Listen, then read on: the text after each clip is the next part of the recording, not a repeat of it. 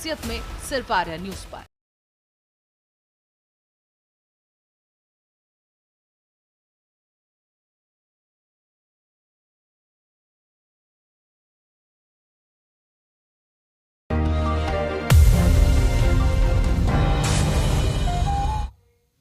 नमस्कार, आर्य न्यूज देख रहे हैं आप और मैं हूं आपके साथ जावेद अली। आज हम बात करेंगे बिहार में मची सियासत को लेकर, क्योंकि बिहार के राजनीतिक घटनाक्रम तेजी से बदलते दिख रहे हैं।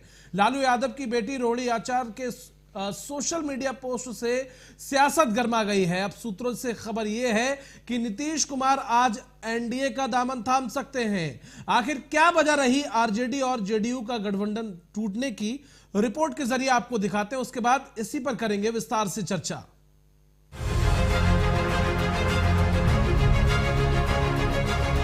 बिहार की राजनीति में भूचाल है। जेडीयू से लेकर आरजेडी और बीजेपी खेमा अलग अलग बैठकें कर रहा है। दिल्ली से पटना तक नेताओं की व्यस्तता है। कहा जा रहा है कि जेडीयू प्रमुख नीतीश कुमार महागठबंधन का साथ छोड़ने का मूड बना रहे हैं और बीजेपी के नेतृत्व वाले एनडीए में वापसी कर सकते हैं। इसकी वजह भी गिनाई जा रही हैं। हालांकि आरजेडी खेमा मान मनोवल में जुटा है। अंतिम फैसला सरप्राइजिंग नेता नीतीश कुमार को ही लेना है। वहीं नीतीश कुमार आज अपना फैसला सुना सकते हैं। सूत्र ये भी कह रहे हैं कि सुशील मोदी बिहार के उप मुख्यमंत्री होंगे। आपको बता दें कि बीते दिन पहले लालू यादव ने गठबंधन को लेकर नीतीश को शक के घेरे में लिया था। वहीं लालू की बेटी ने नीतीश को लेकर नीयत में खोट जाहिर की थी, जिसके बाद बिहार की राजनीति में भूचाल सा आ गया। और आज खबर यह है कि नीतीश कुमार एक बार फिर पाला बदलकर एनडीए का हिस्सा होने वाले हैं और सुशील मोदी उप मुख्यमंत्री के तौर पर अपनी जगह बना सकते हैं। वहीं 28 जनवरी को नीतीश शपथ ग्रहण कर सकते हैं। हालांकि सूत्र अभी तक ये ही बता रहे हैं। बहरहाल सभी की निगाहें बिहार सरकार पर टिकी हुई हैं। अब देखने वाली बात यह है कि नीतीश आज कौन सा दरवाजा खटखटाते हैं। Special desk Arya news.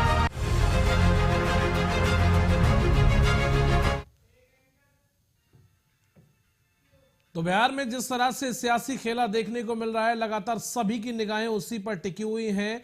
और इसी पर ज्यादा चर्चा के साथ हमारे पॉलिटिकल एडिटर अजय शर्मा हमारे साथ जुड़े हुए हैं। अजय सर, आपका रुख करेंगे और जानने की कोशिश करेंगे, जिस तरह से अभी तक जिस बिहार को लेकर, गठबंधन को लेकर लगातार सारी चीजें सही चल रही थी, अचानक से ऐसा भूचाल आया कि लोग अपनी निगाहें हटा नहीं पा रहे बिहार से। देखिए जावेद, 2024 का चुनाव हमारे सामने है जी। और इंडिया गठबंधन जिसको हम कहते हैं इंडी महागठबंधन, वो जो है हमेशा चर्चा का विषय बना हुआ है। हमेशा से बना हुआ है, जब से ये बना है। नीतीश कुमार ने ही इस महागठबंधन की नींव रखी थी, सभी लोगों को जोड़ा, सब पास में लेकर आए और चर्चाएं चलने लगी।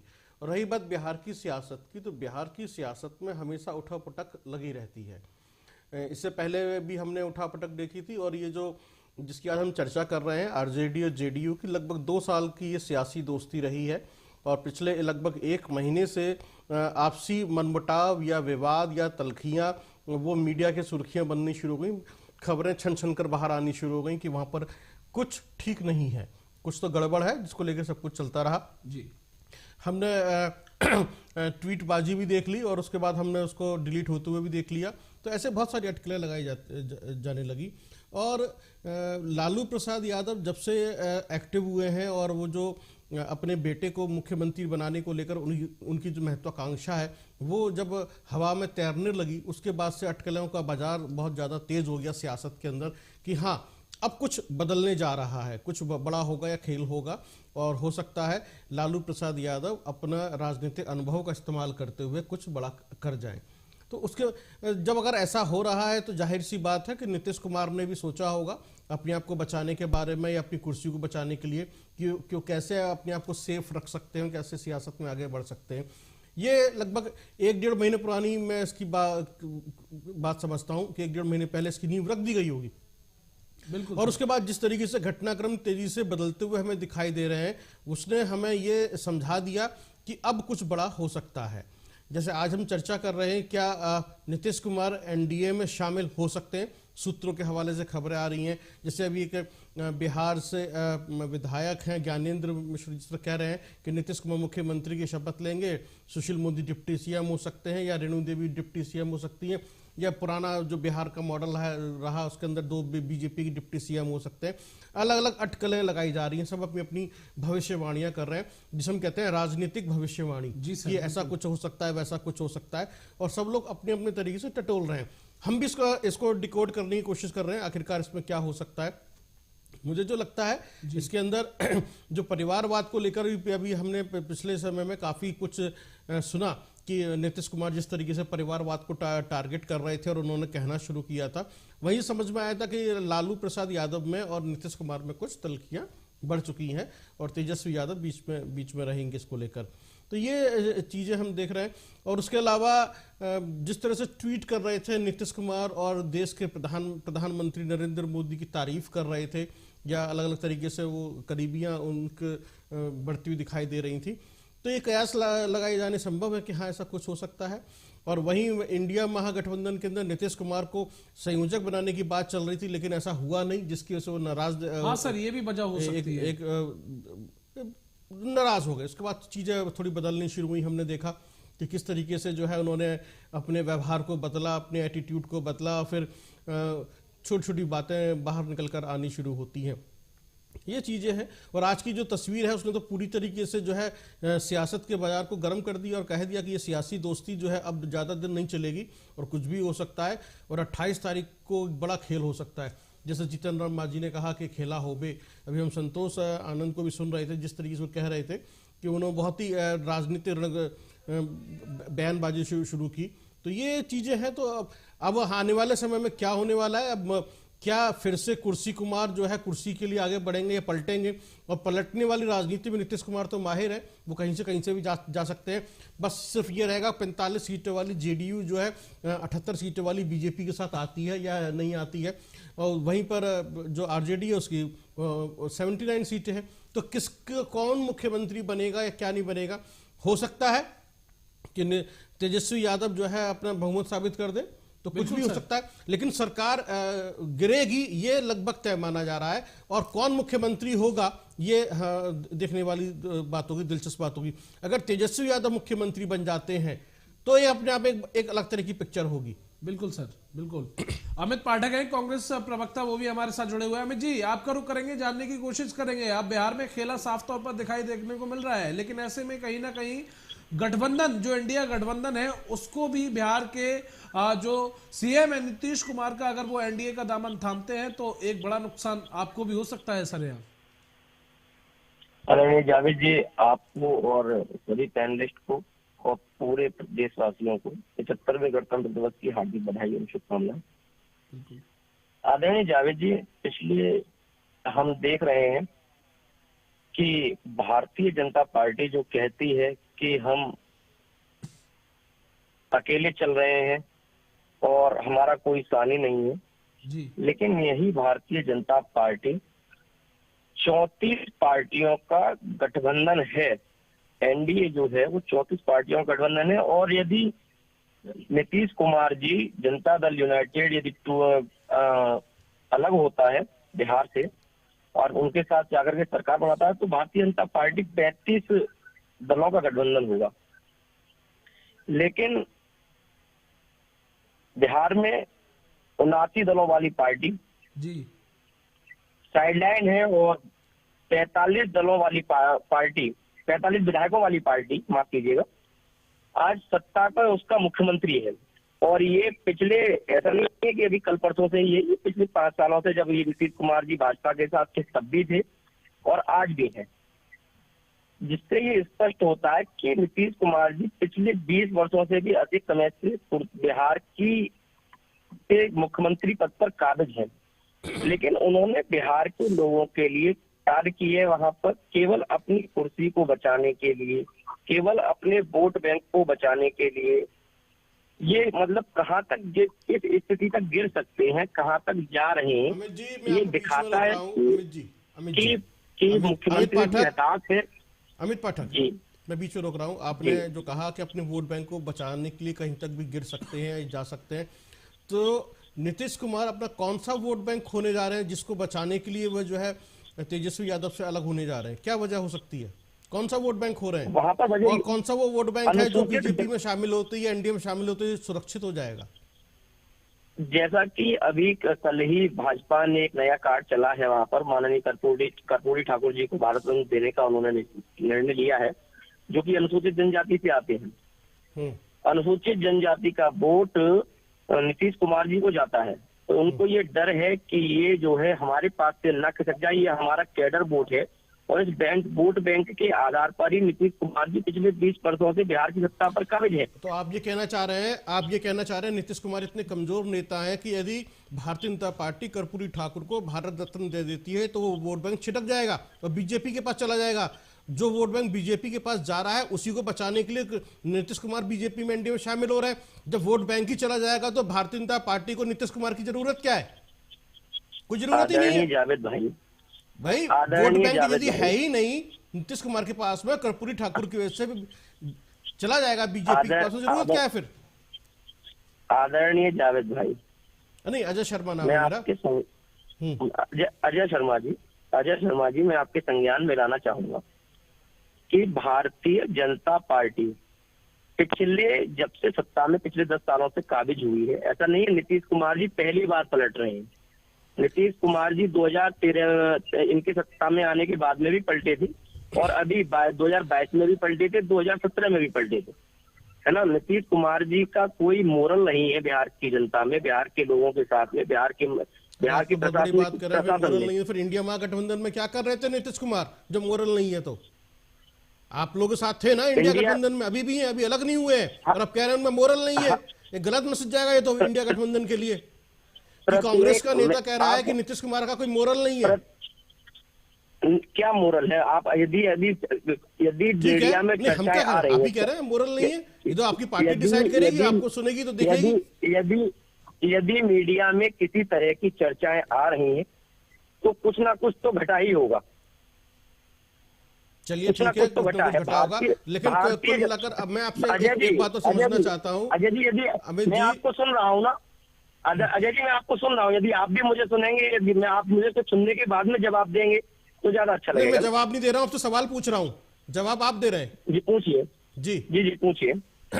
मैं सिर्फ इतना एक सवाल मेरा आपसे ये है, क्या अब राहुल गांधी इंडिया महागठबंधन को बचा पाएंगे, उसकी साख को बचा पाएंगे?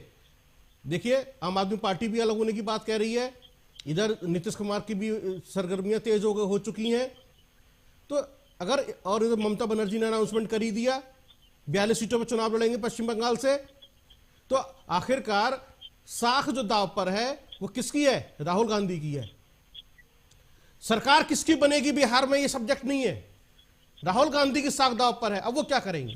क्योंकि एक पेड़ की जो शाखाएं हैं एक के बाद एक कम होती जा रही हैं।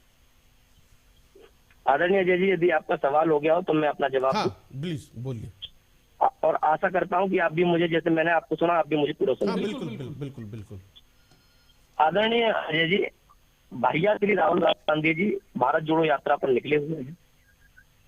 भारतीय जनता पार्टी इतनी हताश और निराश है, वहां का भारत के इतिहास में और भारत का सबसे बड़ा भ्रष्ट मुख्यमंत्री हिमंता बिश्व शर्मा, पूरी भाजपा इतनी घबराई हुई है कि भारत जोड़ो न्याय यात्रा जा रहा है। भैया श्री को ये राम राज्य पूरे भारत में आया है, राम जी की स्थापना होने के बाद, प्राण प्रतिष्ठा होने के बाद में, कि भैया श्री को मंदिर नहीं जाने दिया जा रहा। भाजपा के लोग जो कि खुद इतने भ्रष्ट हैं, वो हम पर आरोप प्रत्यारोप लगाते हैं। और ऐसा नहीं है कि कांग्रेस, यदि ये इलेक्शन हम अकेले भी लड़ेंगे, क्योंकि पूरी की पूरी भाजपा बौखलाई हुई इस देश में, भारत में। ये पहली बार ऐसा हुआ है जब से भाजपा शासन में आई है कि भारत का राष्ट्रीय रोजगार यदि है तो वो पकौड़े तलना है। देश की जीडीपी हालत क्या है, देश का रुपया जो है वो कितना गिर रहा है। ऐसा कहा जाता है, प्रधानमंत्री, जब वर्तमान प्रधानमंत्री जो है वो पुराने प्रधानमंत्रियों के लिए कहा करते थे कि यदि रुपया गिरता है तो देश के प्रधानमंत्री की साख गिरती है। लेकिन आज हम राजनीति किन मुद्दों पे करना चाह रहे हैं? भारतीय जनता पार्टी पिछले 10 सालों में जब से आई है तब से आप देख लीजिए, मध्य प्रदेश में हमारी सरकार को गिराया गया, महाराष्ट्र में सरकार को गिराया गया, गोवा में सरकार को गिराया गया। आखिर और आप कहाँ उत्तराखंड में हमारी सरकार को गिराया गया। तो भाजपा ने सारा का सारा सब कुछ अपने मतलब सरकार को गिराने का ठेका जो है वो भाजपा ने ले रखा है। चुनी हुई सरकार है जो इस देश का लोकतंत्र है। आज हम अपना गणतंत्र दिवस मना रहे हैं संविधान के लिए, जिस आज के दिन हमारा संविधान लागू हुआ था 1950 में, लेकिन भारतीय जनता पार्टी ने संविधान छोड़ा कहाँ पर है? ऐसा नहीं है जब कांग्रेस अकेले लड़ती थी तब भी 400 के पार सीटें हम लेके आते थे। हम जनता के मुद्दों पर इलेक्शन लड़ना चाहते हैं, ना कि धर्म के एजेंडे पर इलेक्शन लड़ना चाहते हैं, ना कि वोट बैंक के इलेक्शन के बैनर पर झंडा इलेक्शन लड़ना चाहते हैं। और रही कांग्रेस की बात, तो हमने 3-4-5 राज्यों के चुनाव से आए हैं। आप देख लीजिए, राजस्थान में देख लीजिए, मध्य प्रदेश में देख लीजिए और छत्तीसगढ़ में देख लीजिए। यहाँ पर हमारा वोट बैंक जो है वो भारतीय जनता पार्टी से 10% एक्स्ट्रा रहा है। हमारे वोट बैंक में हमारी सीटें जरूर कम आई हैं, लेकिन हमारा वोट बैंक बड़ा है। चलिए, और इसके अलावा कुछ और कहना चाहते हैं आप? जी आप पूछिए। मेरा जो सवाल है अभी भी वही है, इंडिया गठबंधन में टूट कैसे रुकेगी? क्या राहुल गांधी की प्रतिष्ठा दांव पे नहीं है? कैसे बचाएंगे? क्योंकि लीड तो वही कर रही है।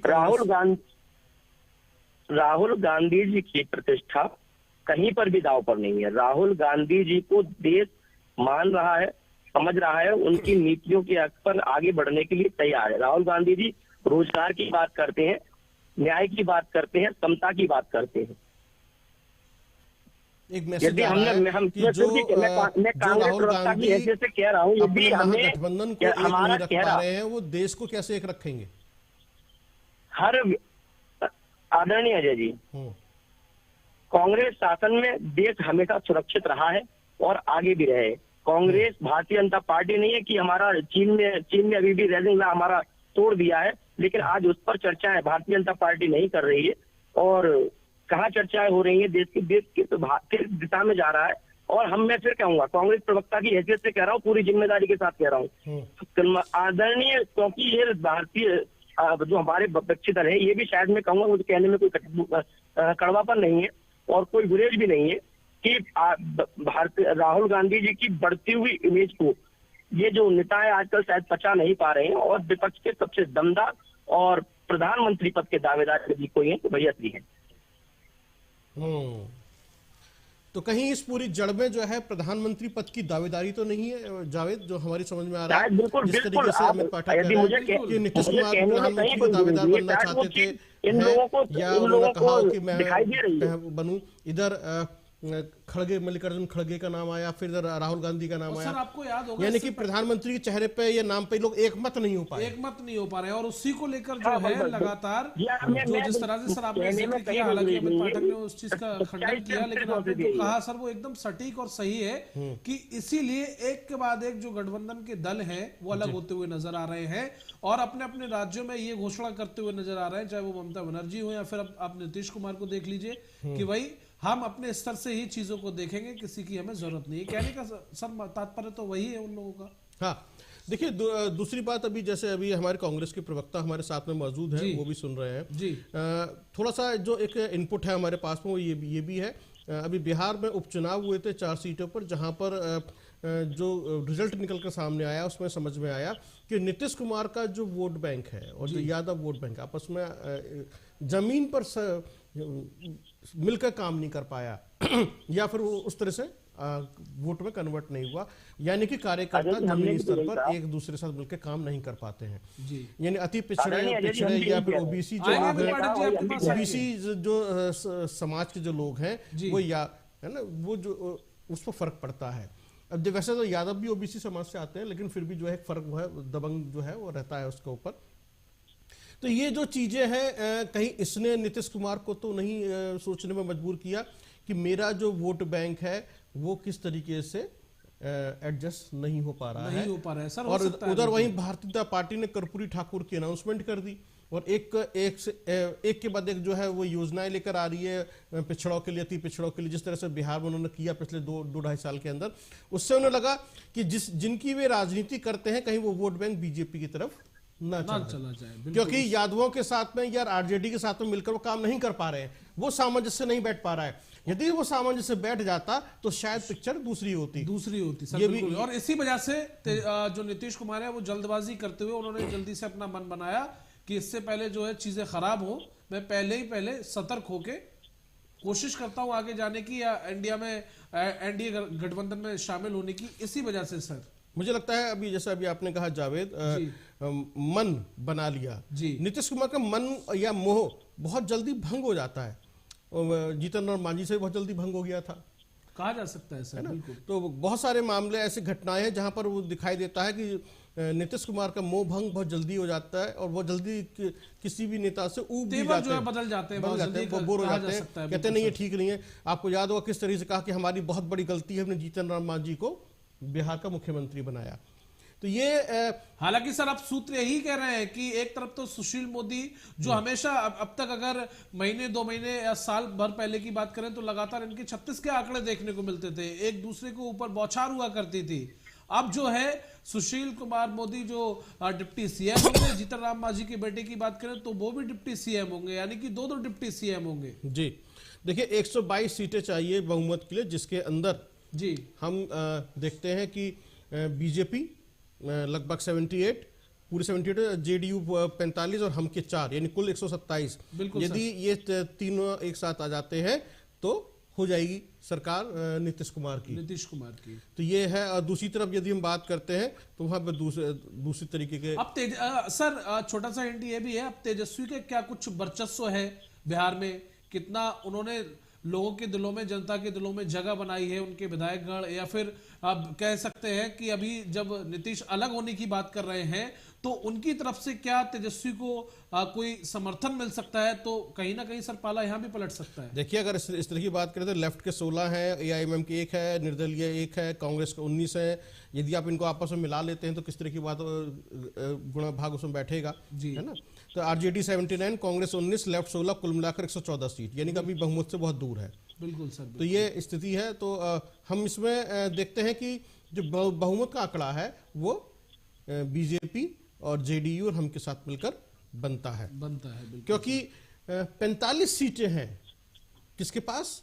जेडीयू के पास। इसी वजह से उन्हें कुर्सी कुमार कहा जा रहा है और कि वही मुख्यमंत्री बनेंगे 45 सीटों वाले नीतीश कुमार। यदि कांग्रेस की स्थिति अच्छी होती, मजबूत होती, 19 के बजाय 45 के आसपास होती, 40 के आसपास होती तो शायद पिक्चर बदल जाती।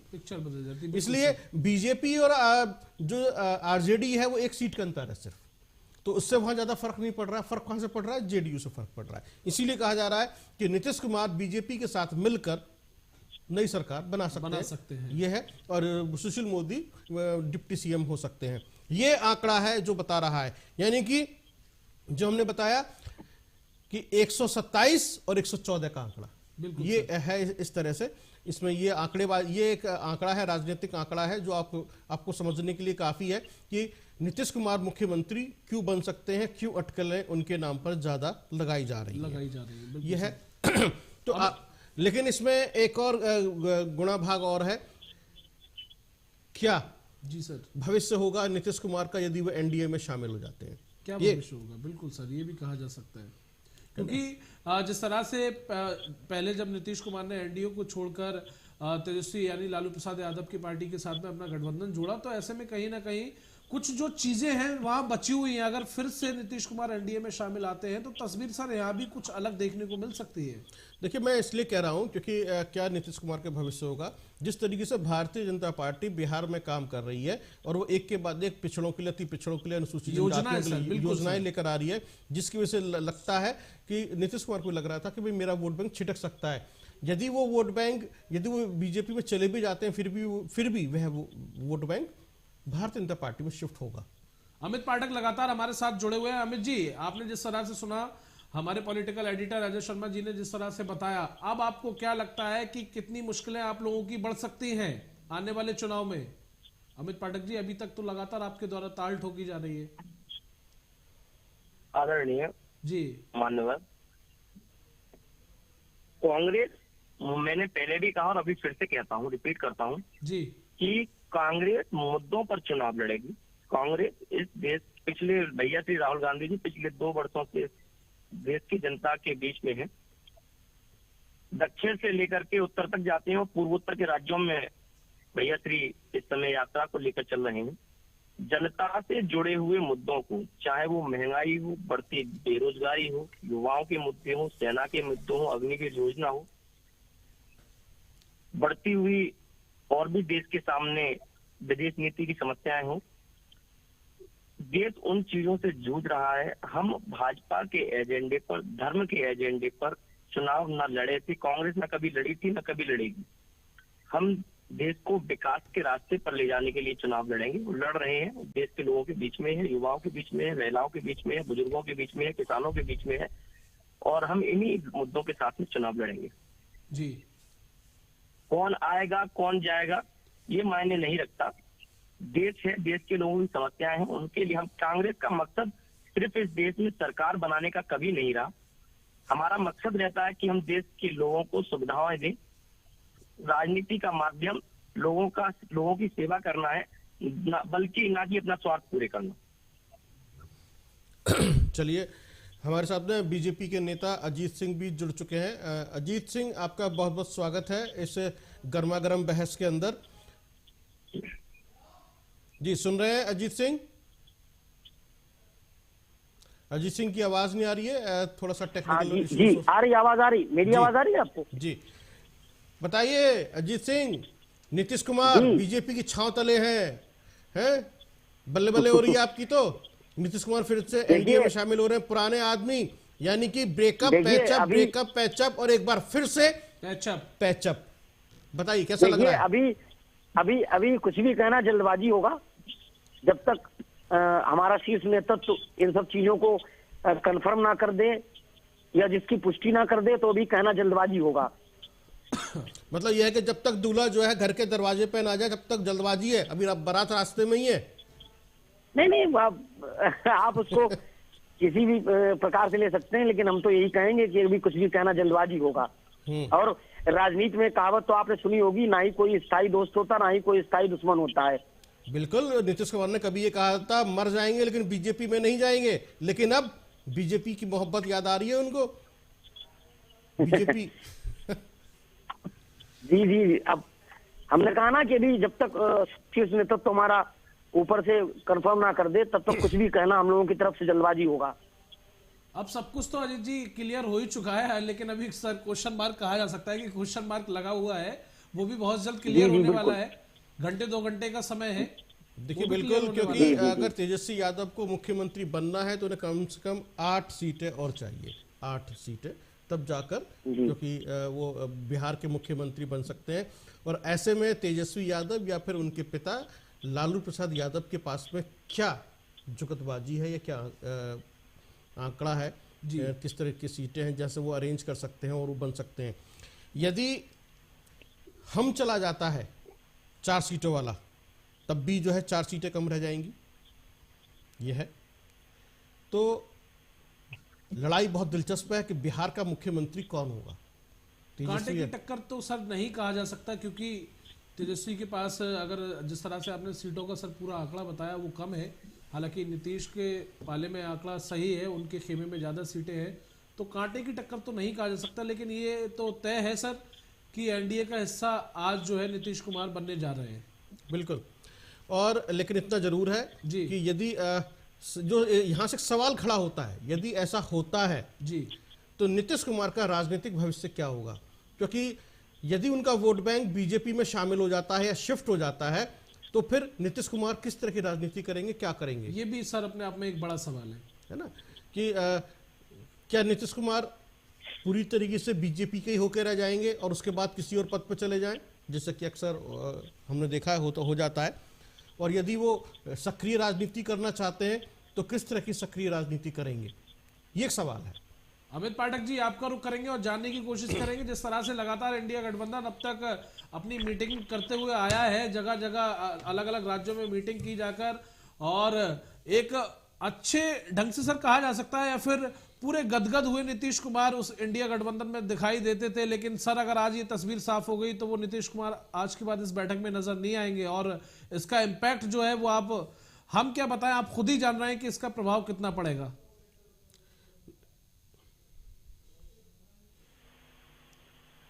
अमित जी, इस देश में जी जनता सर्वोच्च है। जी व्यक्ति का वोट ही सत्ता बदलता है और सत्ता बदलने की ताकत रखता है। संविधान में राजनीति मुद्दों पर हो रही है और पिछले 10 वर्षों में जी भाजपा हताश और निराश पूरी तरीके से दिखाई दे रही है। वो भाजपा समझ रही है कि हाईजैक करने से, सरकारों को हाईजैक करने से कुछ हासिल नहीं होने वाला है। हम इनकी योजनाएं, भाजपा की जो योजनाएं हैं वो विफल रही है। चाहे वो किसानों के मामले में काले कानून, 3 कानून लेकर के आए थे वो रहे हों, व्यापारियों के हाथ में आज कटोरा देने का काम किया है तो भारतीय जनता पार्टी के शासन में लाए हुए 2017 में जीएसटी ने किया है। इस देश के व्यापारियों को या देश के नौजवानों को या देश की महिलाओं को यदि लाइन में खड़ा करने पर मजबूर किया तो वो नोटबंदी ने किया था। जी इस देश के युवाओं को ये कह करके बरगलाया किया कि इस देश का राष्ट्रीय रोजगार पकौड़ा तलना, शायद ये कांग्रेस ने किया होता तो आज भाजपा जगह जगह घूम रही होती। आज देश में सिलेंडर की कीमतें 1000 के आसपास हैं और पेट्रोल की कीमतें 100 के आसपास हैं, डीजल की कीमतें 90 के ऊपर की चल रही हैं। तो देश में आखिर चल क्या रहा है? शायद आज देश को लोकपाल मिल गया होगा, जिस लोकपाल को लेकर के अन्ना हजारे जी आए थे सामने। आखिर देश को मिला क्या है? शायद डॉलर की कीमतें भी आज 40 रुपए से नीचे आ गई होंगी, 20 रुपए से नीचे आ गई होंगी। तो भारतीय जनता पार्टी ने ये देखने की जरूरत है कि दिया क्या है, चाहे वो देश का रोजगार हो, देश की सेना हो। देश की सेना के लिए ये अग्निवीर जोशी करके आए हैं। क्या मान्यवर आप अपने बच्चे को 4 साल के लिए नौकरी के लिए भेजना पसंद करेंगे? या नेता, कोई भी नेता, अपने नेता, अगर आपने जैसा अभी कहा कि परिवारवाद बहुत बड़ा मुद्दा है, तो क्षेत्रीय क्षेत्रफलों में परिवारवाद का, साहब भाजपा में क्या परिवारवाद नहीं है? कल्याण सिंह जी रहे, फिर राजवीर सिंह जी जो हमारे यहाँ सांसद हैं वो रहे, और आपके संदीप सिंह जी उनके बेटे हैं, राजनाथ सिंह जी हैं, पंकज सिंह जी हैं। हिमाचल में आप देख लीजिए, क्या परिवारवाद नहीं है? इनके यहाँ कहाँ परिवारवाद नहीं है? फिर परिवारवाद की बात करते हैं आप। ये क्या परिवारवाद से छोटे लोग थोड़े नहीं है? नहीं, परिवारवाद की बात इसलिए हो रही है क्योंकि नीतीश कुमार ने परिवारवाद को लेकर ट्वीट किया, उसका एक आरोप लगाया कि परिवारवाद चरम पर है, जिसको लेकर फिर लालू प्रसाद की बेटी को ट्वीट करना पड़ा। और रही बात परिवारवाद की, तो जिस तरह से अटकलें लगाई जा रही हैं कि लालू प्रसाद यादव तेजस्वी यादव को मुख्यमंत्री बिहार का बनाना चाहते हैं, और परिवार और भी अंदर खाने बहुत सारी बातें होंगी जो शायद प्रेस कॉन्फ्रेंस के माध्यम से निकल के बाहर आएंगी, या फिर बाद में धीरे धीरे लोकल मीडिया, स्थानीय मीडिया या फिर नेशनल मीडिया के जरिए सामने आएंगी। लोगों को पता चलेगा आखिरकार आरजेडी और जेडीयू के बीच में ये तकरार क्यों हुई, ये तलाक क्यों हुआ, सियासी तलाक क्यों हो गया, ये सियासी दोस्ती क्यों खत्म हो गई। 2 साल की दोस्ती यदि खत्म होने जा रही है तो उसका मुख्य कारण रहा क्या, ये एक बहुत बड़ा सवाल है। और रही बात कांग्रेस पार्टी की, जिस तरह से आपने कहा कि कांग्रेस पार्टी अपने मुद्दों की राजनीति करती है, जो मुद्दे आप गिना रहे हैं, और यानी कि महागठबंधन में कोई रहे या ना रहे, या फिर कांग्रेस पार्टी को पता है कि लोग टूट टूट कर अलग होते चले जाएंगे, ये गठबंधन ज्यादा नहीं चलेगा, इसीलिए वो अपने मुद्दों पर टिके रहना चाहती है, उन्हीं मुद्दों पर राजनीति करते हुए वोट चुनावी रण में उतरना चाहती है। और उन्हें लगता है शायद भारत जोड़ो यात्रा, भारत जोड़ो न्याय यात्रा के जरिए वो जो है सफलता हासिल कर सकती है, या फिर जैसा कि अमित पाठक कह रहे हैं कि चाहे जीत मिले ना मिले लेकिन कम से कम वोट बैंक तो बढ़ेगा ही बढ़ेगा हमारा। तो कुल मिलाकर जो समझ में आ रहा है, महागठबंधन धीरे धीरे टूटना शुरू हो चुका है, और वो कितना टूटेगा ये नहीं पता। कोई बड़ी बात नहीं है कि उत्तर प्रदेश के अंदर भी अखिलेश यादव महागठबंधन से अलग हो जाएं, क्योंकि जिस तरीके से अखिलेश यादव में और अजय राय में जुबानी जंग देखी गई है, तलखियां देखी गई, वो किसी से भी छिपा हुआ नहीं है। वहां पर भी कहा जा रहा है कि वहां पर भी कुछ बड़ा खेल हो सकता है, लेकिन उसके लिए हमें इंतजार करना पड़ेगा वहां खेल होगा या नहीं होगा, या फिर वहां पर एक बने रहेंगे। सबसे पहले अनाउंसमेंट करने वाली जो पार्टी है जो शामिल नहीं हुई महागठबंधन में, जिसके बारे में कहा जा रहा था कि वो महागठबंधन में शामिल होगी, वो थी बहुजन समाज पार्टी, यानी कि मायावती, बहन जी मायावती की पार्टी, जिन्होंने कहा कि वो चुनाव नहीं अकेले ही लड़ेंगी। और उसके बाद दूसरी महिला शक्ति पश्चिम बंगाल की मुख्यमंत्री ममता बनर्जी ने कहा कि हम 42 सीटों पर चुनाव लड़ेंगे, और हमने कांग्रेस पार्टी को ऑफर दिया था, उसको उन्होंने एक्सेप्ट नहीं किया और हमसे कहा कि हमें वामपंथियों के साथ मिलकर चुनाव लड़ना पड़ेगा। यानी कि कांग्रेस पार्टी की वजह से ममता बनर्जी वहां से अलग हो गई। और यदि यहां पर भी वही जड़ में निकलता है कि कांग्रेस पार्टी की वजह से नीतीश कुमार अलग हो जाते हैं, तो अलग अलग तरह की चीजें समझी जाएंगी। मैंने जो कहा अलग अलग तरीके की चीजें समझी जाएंगी। लेकिन सर कहीं ना कहीं अलग अलग चीजें घटनाक्रम में एक ही में शामिल हो रही हैं। हाँ। चीजें जरूर अलग अलग हैं, लेकिन इनकी जो डोर है वो एक ही है सर। बिल्कुल, डोर एक ही है। यानी कि जो एक अम्ब्रेला है महागठबंधन, उसके नीचे ये लोग अपना बड़ा दिल करके जी खड़े नहीं हो पाए। ईगो क्लैश हो गई, सभी की महत्वाकांक्षाएं इतनी ज्यादा है कि सबको वो टूटती दिखाई दी कि मेरा ये हित जो है खत्म हो जाएगा या फिर मैं इसमें नुकसान में चला जाऊंगा। वो राजनीतिक हित की वजह से ही ये गठबंधन टूटना शुरू हो गया है। अमित पाठक जी कुछ कह रहे थे। जी कांग्रेस इस देश का सबसे बड़ा विपक्षी दल है, और वह विपक्षी दल जिसने ये सारे क्षेत्रीय छत्र खड़े किए, मुझे कहने में कोई गुरेज नहीं है। आज हम उत्तर प्रदेश से लगभग 30 सालों से सत्ता से बाहर हैं, और उत्तर प्रदेश के हालात क्या है ये किसी से छुपे हुए नहीं। मतलब अब भी आपको अमित जी पूरा यकीन है कि कांग्रेस पीछे हटने वाली नहीं है, कांटे की टक्कर देगी सत्ता पक्ष को? बिल्कुल साहब, बिल्कुल। ठीक है अजीत जी, कौन देगा विपक्षी दल? और कोई आपको मजबूत दिखाई देता है? एक तरफ बिहार में खेला, वहीं दूसरी तरफ कांग्रेस के जो हौसले हैं अब भी बुलंद हैं, वो ये कहते हुए नजर आ रहे हैं कि भाई पीछे हटने वाले नहीं है, टक्कर कांटे की रहेगी। जब बिहार में सरकार किसी की भी बन जाए। 2 मिनट देना चाहूंगा आपके अजय जी। जैसा कि अभी आपने अखिलेश जी और अजय राय जी का जिक्र किया जी, कांग्रेस इस देश का सबसे बड़ा विपक्षी दल है। कोई भी क्षेत्रीय पार्टी कांग्रेस कितनी सीटों पर लड़ेगी या हम कांग्रेस को कितनी सीट देंगे ये तय नहीं करेगी। ये देश का इलेक्शन है, भारत का इलेक्शन है, भारत के लोगों का इलेक्शन है, युवाओं का इलेक्शन है, किसानों का इलेक्शन है, महिलाओं का इलेक्शन है, छात्रों का इलेक्शन है। और ये चुनाव बहुत कुछ देश की दिशा और दशा निर्धारण करने का काम करेगा। तो कांग्रेस ये तय करेगी कि हमें क्षेत्रीय पार्टियों को कितनी सीटें देनी है। क्षेत्रीय पार्टियां बिल्कुल सही बात, कांग्रेस को कितनी बिल्कुल अमित पाठक जी, यही बात है जो आपने कहा कि कांग्रेस तय करेगी क्षेत्रीय पार्टियों को कितनी सीटें देनी है, और क्षेत्रीय पार्टियां इस बात को मानने के लिए तैयार नहीं है कि कांग्रेस बड़े भाई या पिता के रूप में हमारे सामने खड़ी हो जाए। वो कहती है कि मिलकर चुनाव लड़ेंगे तो सब बराबर है, और मिलकर ही तय करेंगे कहां कौन जीतेगा और कहां कौन हारेगा। बिल्कुल बिल्कुल, क्योंकि लड़ाई सिर्फ हार जीत की है और महागठबंधन को सिर्फ जीतना है। लेकिन यहां पर यदि कोई बड़े की भूमिका में आएगा तो इस तरह की विवाद या रार देखने के लिए मिलेगी और ये महागठबंधन टूटेगा।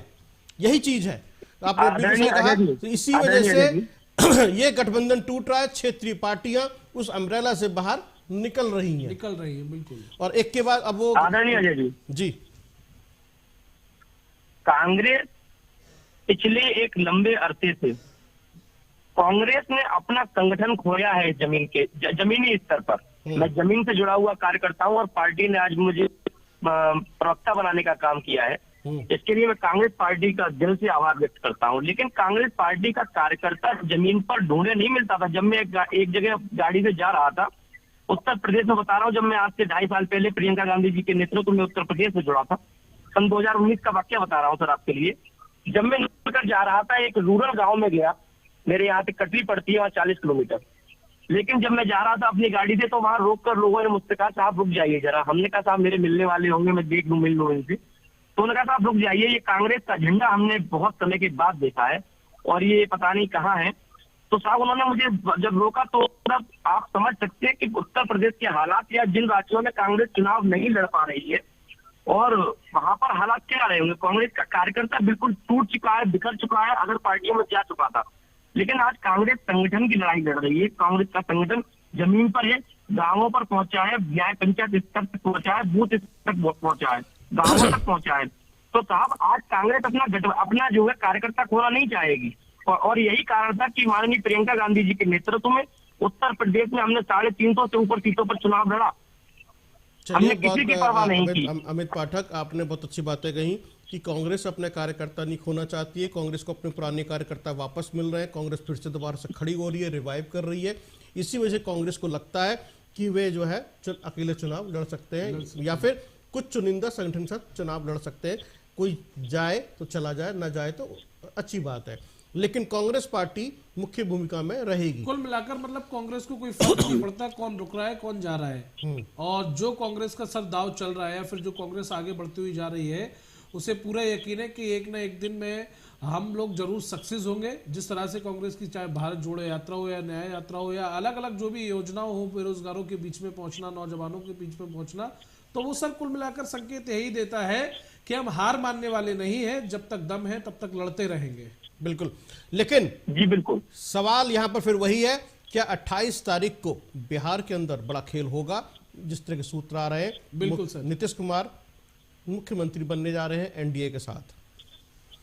किस तरह का कैबिनेट मंत्रिमंडल होगा, कौन डिप्टी सीएम होंगे, कौन कौन चेहरे होंगे और किस तरह का चुनावी परिदृश्य होगा, चुनावी खेल होगा, वो देखने वाली बात होगी। बिल्कुल सर। अब इंडिया गठबंधन में टूटन शुरू हो चुकी है, खेल शुरू हो चुका है, अब एक के बाद एक टूटना शुरू हो चुके हैं सर। अजीत जी हमारे साथ जुड़े हुए हैं। अजीत जी, जिस तरह से अभी अमित पाठक को आपने सुना, वो ये कहते हुए नजर आए कि हार मानने वाले नहीं है, डट का मुकाबला करेंगे और अकेली इकलौती कांग्रेस पार्टी, विपक्षी कांग्रेस पार्टी ऐसी है जो सत्ता पक्ष को कांटे की टक्कर देगी।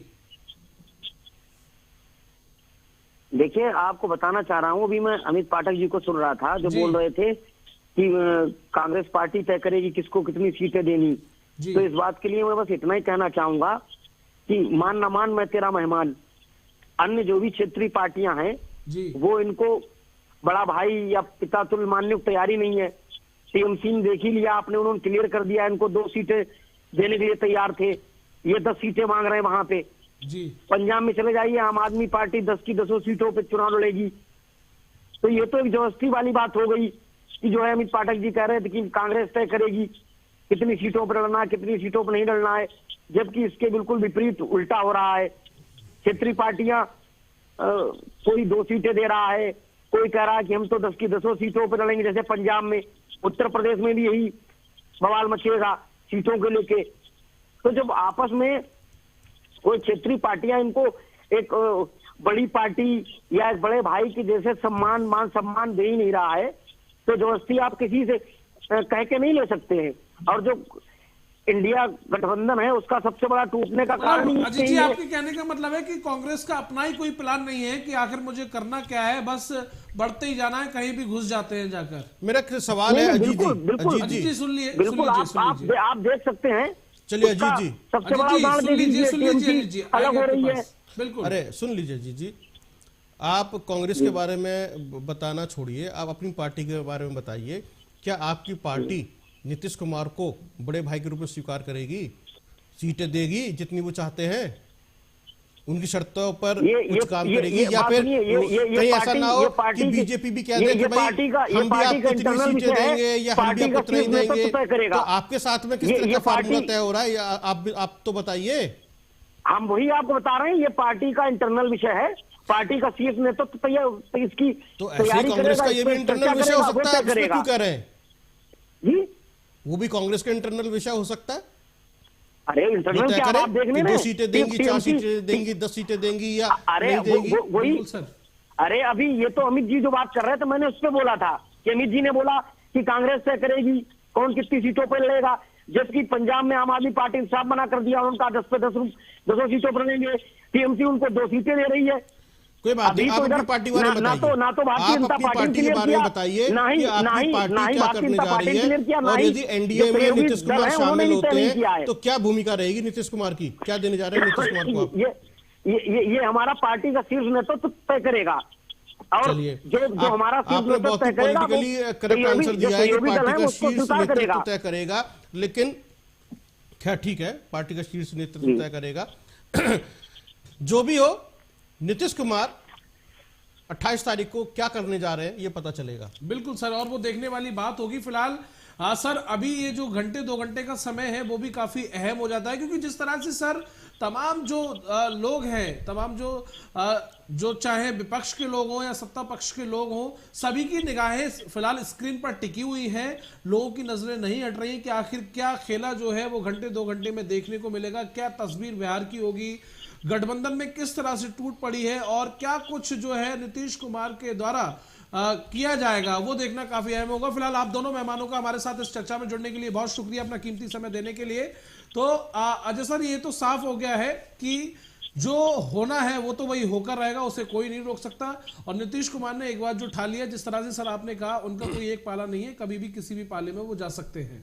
देखिए बिल्कुल सही बात है। दूसरी बात, पटना से बड़ी खबर आ रही है कि बिहार इंचार्ज विनोद तावड़े कल सुबह पटना पहुंचेंगे और इसके अलावा बीजेपी कह रही है सरकार के गठन के लिए जल्दबाजी ना करें, ये एक बड़ी खबर है।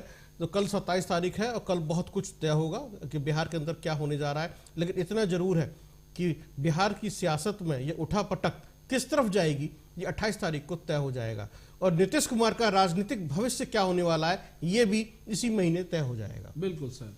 यदि वो एनडीए में शामिल होते हैं तो क्या उनका राजनीतिक भविष्य होगा, और यदि यहीं रहते हैं तो किस तरह से इंडिया महागठबंधन के साथ मिलकर काम करते हैं, या किस तरह की भूमिका उनकी रहेगी, और 2024 के चुनाव में उनकी भूमिका क्या रहने वाली है। बिल्कुल। तो इसी के साथ हमारे इस चर्चा में बस इतना ही। फिर मुलाकात होगी एक नए मुद्दे के साथ। तब तक के लिए आप बने रहिए आर्यन न्यूज के साथ।